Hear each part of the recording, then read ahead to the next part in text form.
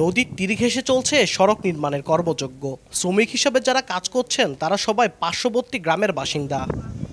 বন্যায় যমুনার তীরবর্তী বগুড়ার সোনাতলা উপজেলার টেকানি চুকাইনগর ও আশপাশের বিস্তীর্ণ চর ডুবে যায়। এতে উপজেলা সদরের সঙ্গে যোগাযোগ বিচ্ছিন্ন হয়ে পড়ে 21টি গ্রামের। এলাকাবাসী বলছেন, ভেঙে যাওয়া সড়ক ঠিক করতে বিভিন্ন দপ্তরে জানিয়েও কোনো সমাধান হয়নি। এ কারণে নিজেদের অর্থায়নে 2.5 কিলোমিটার পাকা সড়ক নির্মাণ কাজ শুরু করেছেন তারা। পূর্ব টেকানি চুকাইনগর থেকে গুচ্ছগ্রাম পর্যন্ত 100 ফুট প্রশস্ত ও 20 ফুট উচ্চতার এ সড়ক নির্মাণে ব্যয় ধরা হয়েছে 50 লাখ টাকা। এর মধ্যে 14 লাখ টাকা খরচ করে সড়কের 40 ভাগ কাজ শেষ করেছেন গ্রামবাসী। রোগী যদি অসুস্থ হয়, আমাদের এখান থেকে প্রায় 20 কিলো আমাদের হসপিটাল যাইতে রোগী এখানে মারা যায়। বড় নদীটা সরাসরি আমাদের ওপর গ্রাস করছে। এখন আমরা খালি শুধু 1 টাকা, এখন যদি এটা প্রতিরোধ না করি 30-32টা গ্রাম নিঃশেষ হয়ে যাবে। প্রত্যেকটা গ্রামের থেকে 3 জন করে লোক নেওয়া আছে।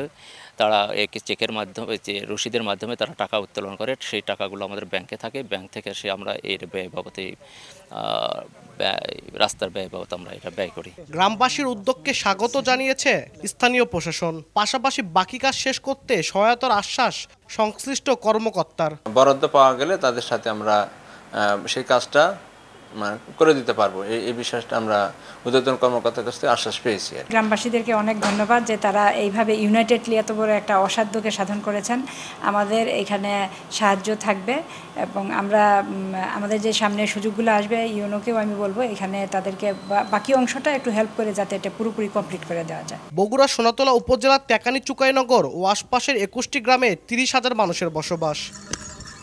আব্দুল আউয়াল, সময় সংবাদ, বগুড়া।